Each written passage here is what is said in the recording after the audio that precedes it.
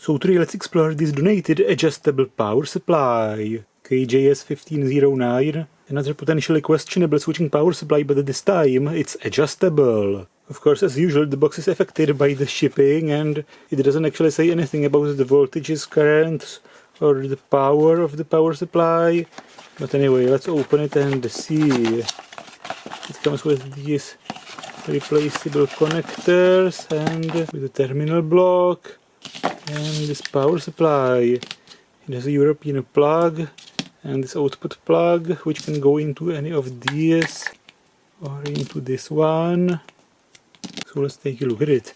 Adapter power. The input voltage is basically the universal minus voltage and the output DC voltage. What voltage? Risk of electric shock, do not open. Maybe you don't even have to open it, who knows. Here's the potentiometer for the adjustment with a switch in it. It clicks. There's a display showing the voltage and the other side says LTE power supply. Interesting.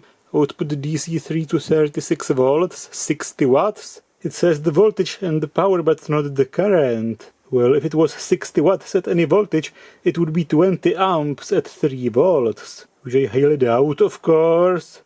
And some warnings.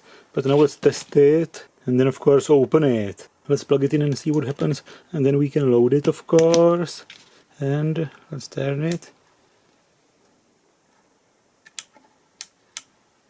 Doesn't turn off. Maybe the capacitor has to discharge in it. The minimum is 3.59 and the maximum is 35.9. Of course the display is poorly readable because there is no dark filter on it. This is quite crappy. But anyway, you can adjust the voltage. And of course at the lower voltage it's getting dimmer. Interesting.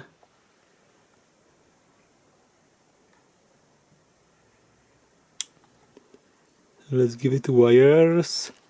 And the display on it is sort of close. Nice. And the maximum. But of course this is not loaded. Let's try it under a load. And let's see how much current it can actually supply. Okay, now a test with a load. This measures the voltage and this is the loading current. And here's my test load. Let's plug it in and let's see. At its lowest voltage, how much current it can supply. And the voltage goes down very slowly as I load it. It makes weird sounds, but it actually supplies 3.7 amps. Is there any overcurrent protection in it? It's buzzing. It's a weird hissing, buzzing sound.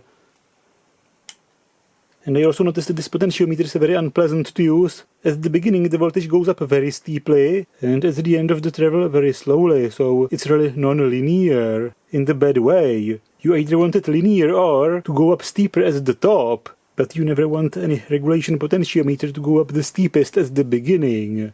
The current capability at 5 volts. I guess there is also a resistance of the cable, making the voltage go down with the current. So the voltage drops under a load, even if the voltage is perfectly regulated at the terminals inside of the power supply.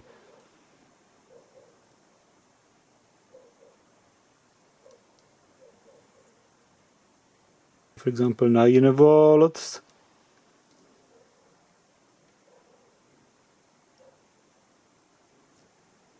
It can do up to 3.7 amps, but the voltage dropped to 3 volts, so it doesn't really count. Before the voltage drops too much, let's say at 8 volts, 3.3 amps, still not bad. Let's try 12 volts maybe. The voltage goes down, not very steeply, but from about 3.5 amps it will go down very steeply. Around 3 point something amps, some overcurrent protection probably kicks in. Let's try 18 volts. And it stays above 17 all the way to 3.3 amps again. So this is probably the threshold of the protection. From this on the voltage goes down very steeply, so the protection is kicking in. But below this current, I guess the voltage drops just because of the resistance of the cable, which is probably thin, and of course it's getting warm. Let's try 24 volts. At 3 amps it drops by 1 volt and then it's dropping much steeper. At 30 volts I can go up to about 2.8 amps, and 36 volts, 2.6 amps, then it's quickly dropping.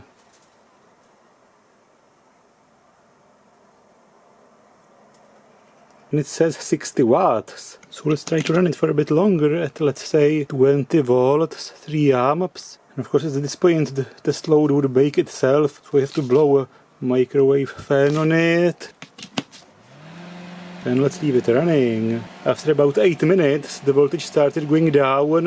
Of course now this multimeter measures the current because this is a discharged battery, and the output voltage keeps drifting down. But if I reduce the current, it goes back up. But let's keep it at 3 amps. Can I actually change the voltage by turning this? I actually can't increase the voltage using this thing anymore. It's getting hot, but I can still keep my hand on it. Now at 2 amps it doesn't go over 28 volts, but this is still about 55 watts. But apparently as it's getting hotter, the current and power capability goes down. But let's keep baking it at 3 amps, and it's almost 2 hours, no explosion, but the current capability got really bad now. Well, it was already bad after about 10 minutes. It can supply almost the full voltage at about 1 amp, 30 volts at 1.2 amps, let's say 24 volts at 1.5 amps, 18 volts at 1.9 amps, 12 volts at 2.4 amps, 9 volts at 2.6 amps, 5 volts at 3 amps. Now there is no combination of a voltage and current which would give you 60 watts. So hell no, it's not a 60 watt power supply, and it's bloody hot. Now I can't keep my finger on it. And of course some thermal imaging can't be missing.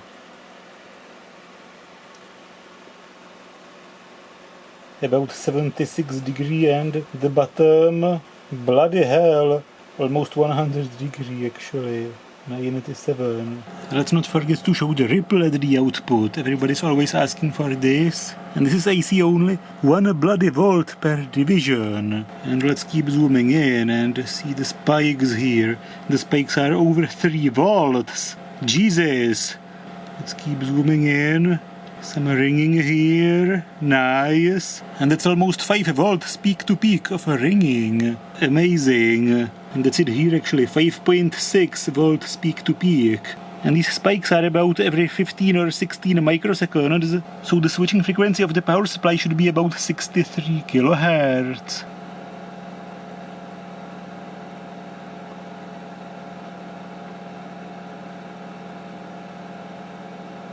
Nice.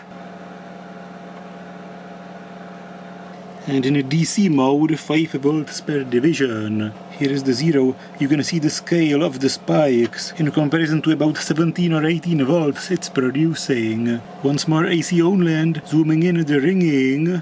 There is a component in it about 20 MHz, 50 nanoseconds period.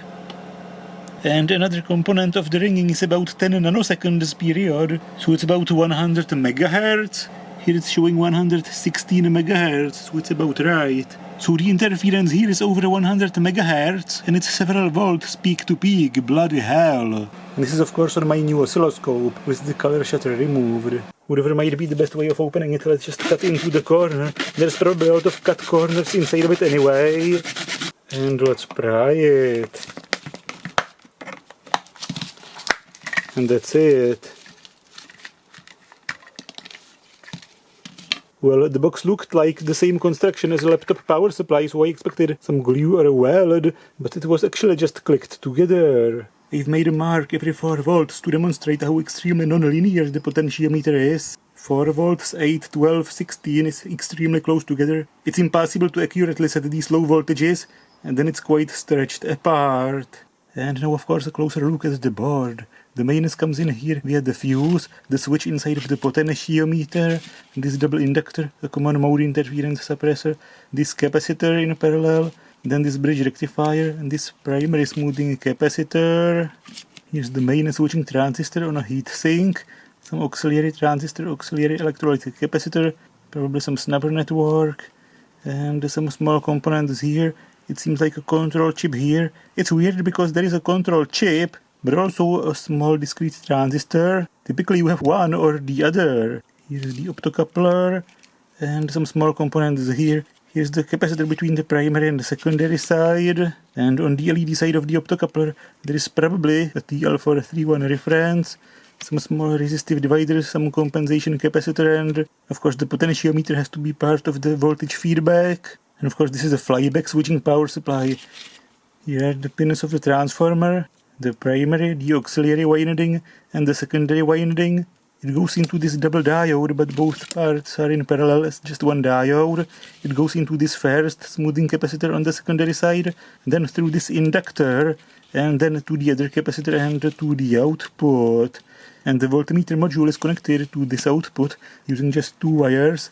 It has the display and nothing else visible on the board. I guess there is some chip under the display, we can't see it. And it's odd how much output ripple it has, having a capacitor, then an inductor, and then another capacitor at the output. A high frequency ripple at the output is typical for power supplies with just one capacitor at the output, or two capacitors in parallel with no inductor in between. Each of the secondary capacitors will get its own oscilloscope channel, and this is 10 bloody volts per division. 24 volts to amp load, but actually the voltage doesn't really change anything about the ripple, increasing the voltage to maximum 35, minimum 3 point something volts, and the ripple is just about the same, actually a little bit higher at 3 volts. It went to 12 volts, and now let's change the loading current, going down, and of course the ripple reduces. This is just 1 amp, 2 amps, and 3 amps. Weird noises at some voltages and currents.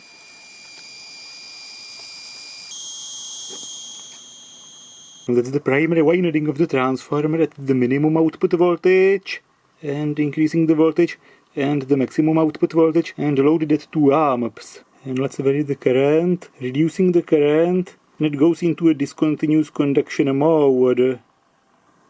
And increasing the current, a critical conduction at about 1.3 amps, and then it goes into a continuous conduction mode.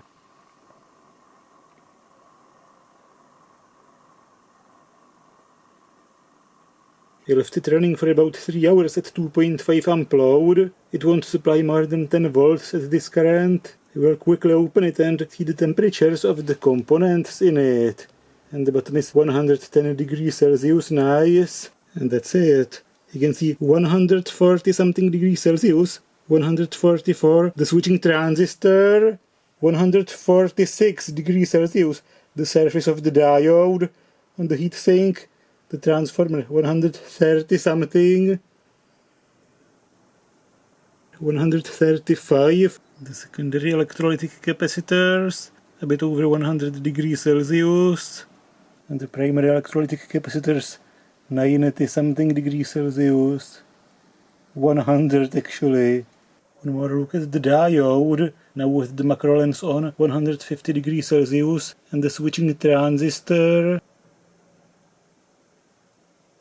Here's the transformer, 139 degrees Celsius, and the display board. And these pieces of foam are now shrunken and solidified from the heat. Also some pads are darkened from the heat now. Now let's talk about the safety. The insulation gap is here, and it continues here. There is the narrowest spot with the slot here, and here a narrow spot. This is a bit over 1 millimeter, 1.5. This is probably a couple millimeters, not up to a European safety standard basically. And of course this potentiometer with the switch built into it is a big question mark, because the resistive trace is on the secondary side, but the switch built into it is on the primary side, on the mains side basically. Do the internals of the potentiometer really ensure a safe isolation with the mains voltage on the switch and the potentiometer part connected with the output, which is not grounded? We will have to make an autopsy of the potentiometer as well as the transformer, of course. And here is the capacitor between the primary and secondary side, which to my surprise actually is a safety capacitor, it seems. It says 400 volts class X1 and 250 volts class Y2, even though of course it should be class Y1. The output is not grounded, but definitely better than the typical 1 kilovolt capacitors in the dodgy power supplies. But now, of course, the autopsies. Somebody might be interested in the display module, and then the potentiometer and the transformer, and maybe some reverse engineering. Here's the display. It has just 6 pins. If it was a normal multiplex, it would be 7 segments plus a dot. That's 8, let's say, cathodes and 3 anodes. And this would be 11 pins. But besides the traditional multiplex, there is such thing as Charlie-plexing. To get the number of pins to an absolute minimum, you can basically connect an anti-parallel combination of 2 LEDs to every combination of pins. If there was just 5 pins, how many combinations are there? 1, 2, 3, 4, 5, 6, 7, 8, 9, 10. Each of them a pair of LEDs. This would be 20 LEDs at most. But this thing contains 24 LEDs. 3 times 8. How many combinations for 6 pins? 1, 2, 3, 4, 5, 6, 7, 8, 9, 10, 11, 12, 13, 14, 15, times 2, 30 LEDs at most. All the LEDs in this display can be connected to just 6 pins. And by this I mean LED displays with just bare LEDs in it, no chips inside of the display. Here's the marking of the display.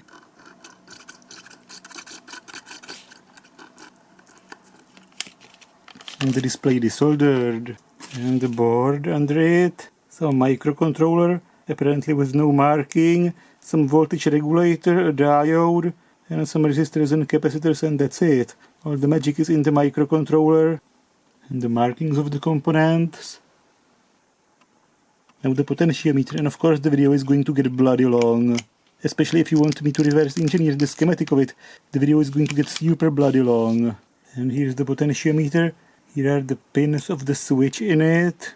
How this is all internally isolated. There seems to be a lot of metal here. Let's open these tabs and let's see the internals. Here's the switch part with its spring. I guess this spring can come off any time and short these minus contacts to this metal housing. Now it's off and it fell apart. This is what I'm talking about. When it's off, this bit actually pushes this spring away from this contact. Basically in one chamber you have these minus contacts with the spring that really likes to come off, and the slider of this potentiometer, which is partially exposed here. Nice. I don't think this is designed to safely isolate one part from the other. There is no marking on it here. It says just B50 kilo ohms. No marking on the contacts. Are the contacts even meant for minus voltage? I should also measure the ESR of the secondary electrolytic capacitors for 170 microfarads, 50 volts, and it's just 40 milliohms. That's not really that bad. I was expecting quite a high ESR, which would explain the high ripple at the output. The other one very similar. You can also maybe see how the potentiometer has a prolonged, non-resistive part of the trace before it goes to the resistive one, and this is to accommodate for the switch. So the resistive part of the trace actually starts after the switch turns on. Not sure how much of it you can actually see in the video. And the switch contacts are very close to the metal housing of the potentiometer, of course. Not sure this is a safe isolation distance.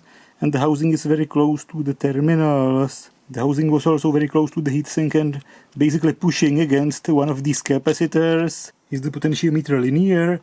The top of the treble is just a couple of ohms. The bottom of the treble 48 kilo ohms, and the middle is 24. It's linear. And of course I'm not counting the position where it clicks. There is no difference before and after the click.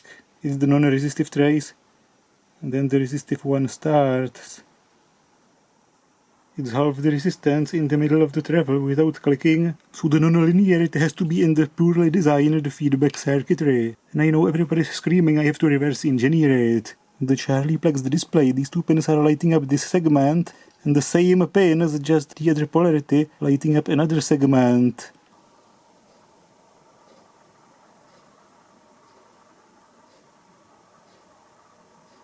And the transformer autopsy, let's desolder it. The sticky tape over the core.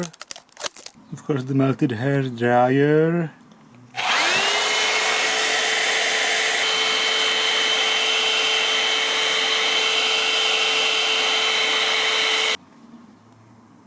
I guess the temperature needed to open it cannot be as high as its operating temperature in this case.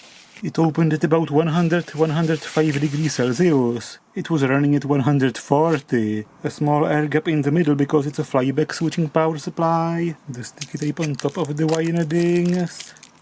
The first winding is the auxiliary, and it seems to keep some distance from the secondary terminals, about 1.5 or 2 millimeters.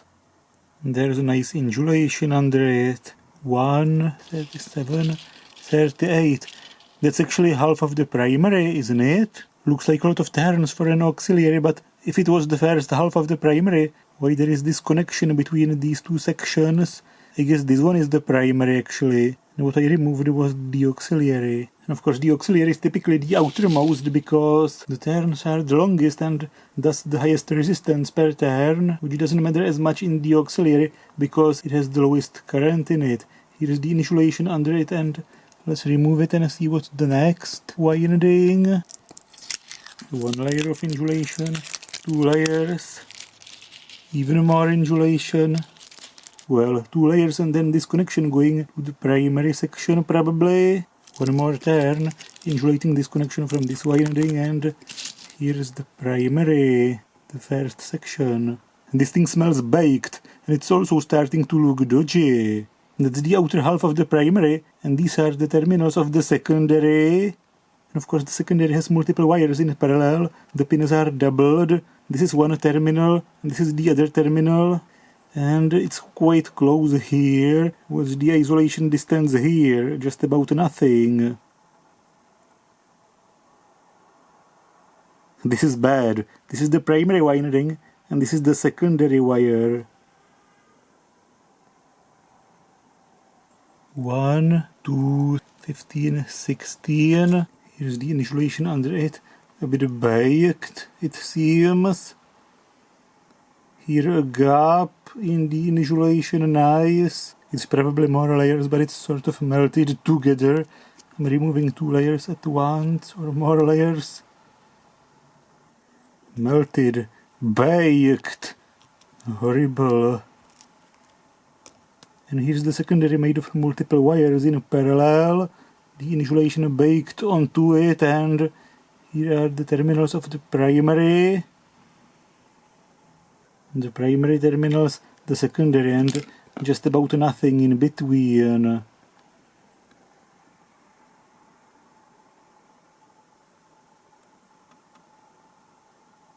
Jesus, that's horrible. It's 4 wires in parallel, but an absolute mess. 2, 3, 13, 14, 15... 15 turns, but not all 4 wires together. It's more like one makes 15 turns, then the other one makes 15 turns, the third one and the fourth one. And starting in random directions. I mean, they're going all the same direction. It would be otherwise a short circuit, but they're wound in different directions. And the insulation under the windings here. No such thing as an end of the insulation. It's all molten together.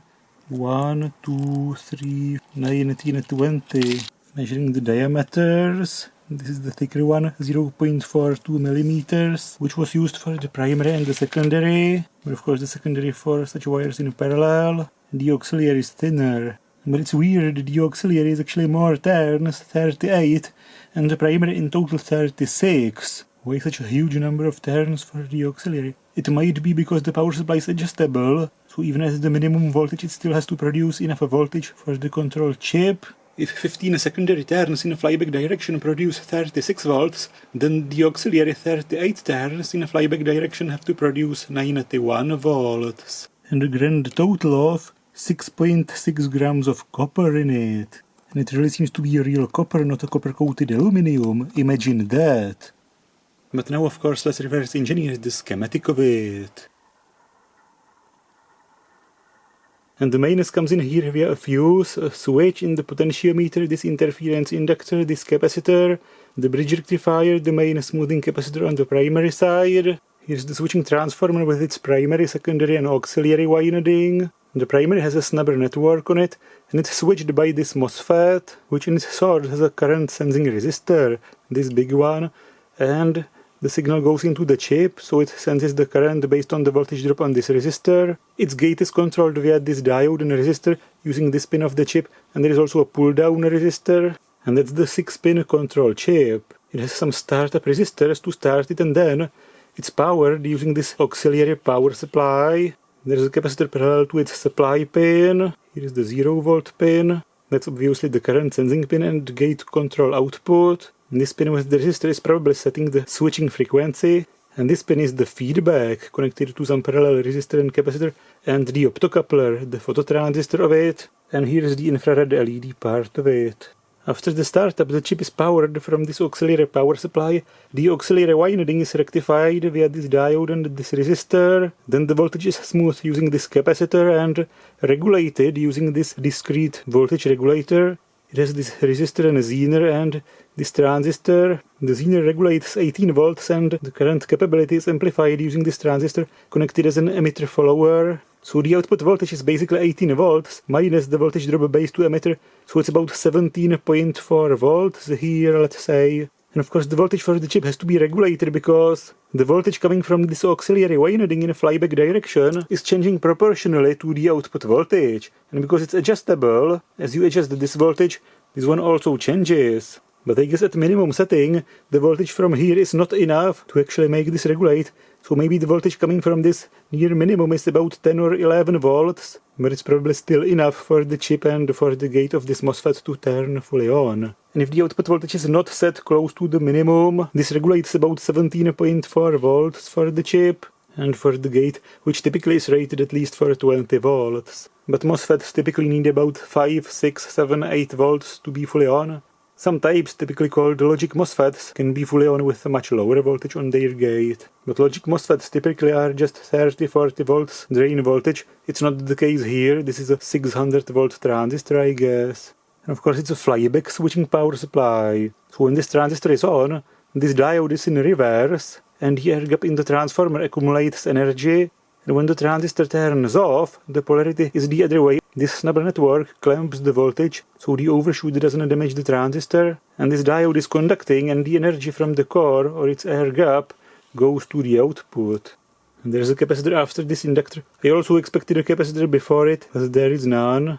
And strangely, this resistor says 22 ohms in this snubber network of the diode, but when I measured it, it says open circuit. Was it faulty from a manufacturer? Was it so hot it blew itself open a circuit? I don't know, but it's a snubber network, so it actually works without it. But there is more risk of the diode being damaged by some transients. Here are the electrolytic capacitors, which show a reasonably low ESR, but for very high frequencies they can still have an internal inductance. Equivalent series inductance. Or maybe this inductor here doesn't have enough inductance. Of course, to suppress the high frequency noise at the output, the equivalent series inductance of these capacitors has to be as low as possible, and this inductor should have a high enough inductance. And here's the feedback circuitry with 431 reference. When the output voltage reaches the set level, the voltage at the input of the reference reaches 2.5 volts, and this reference starts conducting and passing a current through the infrared LED in the optocoupler. So its phototransistor pulls this pin down and the chip reduces the switching duty cycle. And there's this negative capacitive coupling, some sort of a simple PID regulation. Of course, the output of the chip also is its supply pin, so it's always drawing a little bit of a current. So for a low current, the LED is bypassed using this resistor, and this resistor limits the current of this LED. And there are actually two resistive dividers in the sensing. There's this default divider and the divider with the potentiometer. You sort of get the point. They're trying to make it default to a low voltage if the slider of the potentiometer doesn't make contact or something, but it's not a very good design. The adjustment is super non-linear, as you could see here. And also for some reason one part of the resistive divider is connected to the first capacitor here, and the other part of it to the second capacitor. Is it intentional? Is it some part of the PID regulation? Or do they just randomly connect it to whatever positive rail is closer on the board? But anyway, the voltage adjustment is horrible, the output high frequency ripple is horrible, it doesn't even say its current rating, the heat sinking is insufficient, and it's in a tiny enclosed box, or the on-state resistance of the transistor is too high. Maybe this resistor dissipated so much it failed. And of course, after seeing the internals of the transformer, I definitely wouldn't use it. This makes the output isolated from a mains by not much more than the lacquer on the wire, which is super thin, 0.00 something millimeters. It's not meant as a safety insulation, insulating people from a mains. And of course the video got super bloody long. Can you imagine a typical TikTok addicted, brain dead user still watching at this point, with 10 seconds of attention absolute maximum rating? I also wonder if anybody young is watching. Anybody who doesn't know what this thing is actually for? And this could be a future restoration video, of course. And of course I explained the basic principle of a flyback in more detail in my older videos several years ago. And if anybody's still alive at this point, please consider supporting my channel on Patreon using the thanks button and subscribing, because this video was quite laborious to make. And big thanks to all of you who already support me, you keep my channel running.